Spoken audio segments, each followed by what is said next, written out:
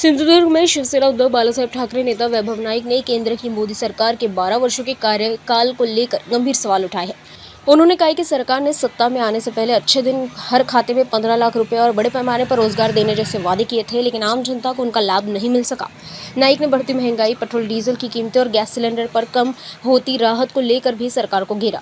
उन्होंने सिंधुदुर्ग जिले के विकास कार्यों पर भी सवाल उठाते हुए कहा है कि मुंबई गोवा महामार्ग का काम अब तक अधूरा है और चिपी हवाई अड्डे से नियमित मुंबई उड़ान सेवा भी शुरू नहीं हो सकी है।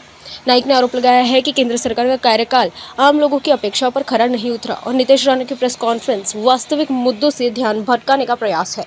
आज मोदींनी जेव्हा सत्तेत येताना सांगितलं होतं की प्रत्येकाला गॅस सबसिडीमध्ये देऊ, प्रत्येकाच्या घरात गॅस देऊ, परंतु सबसिडीचे आता 12 सिलेंडर 4 वर आले, हे नितेश राणे सांगण्यास विसरलेत की काय। त्याचबरोबर 2 कोटी तरुणांना रोजगार देणार म्हणून 12 वर्षापूर्वी सांगितलं, त्यातल्या किती लोकांना रोजगार दिले।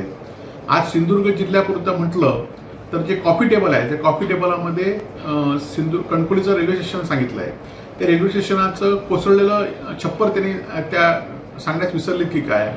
आपल्याला बघितलं असेल की चिपी विमानतळ सुरू झालंय, परंतु त्यामध्ये मुंबई विमानसेवा अजूनही 12 वर्षानंतर सुद्धा सुरू करू शकले नाहीत, हे ते सांगण्यात विसरलेत काय। मुंबई गोवा महामार्ग 12 वर्षापूर्वी सुरू झाला, तो अजून पूर्ण झाला नाही, हेच ते सांगण्यात विसरलेत की काय। आणि त्यामुळे 12 वर्षामध्ये मोदी सरकारचं पूर्णपणे अपयश देशात आणि आपल्या जिल्ह्यात झालेलं आहे।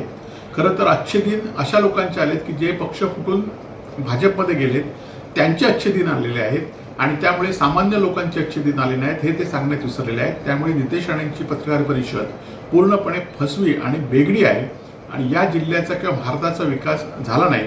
भारत हा विकसित देश आणि स्वाभिमानी देशाकडनं अमेरिकेच्या ताटातलं मांजर होण्याच्या दिशेने वाटचाल करते, हे सर्वात खेददायक आहे आणि त्यामुळे 12 वर्षात मोदी सरकारचा कार्यकाल पूर्णपणे फेल झालेला आहे।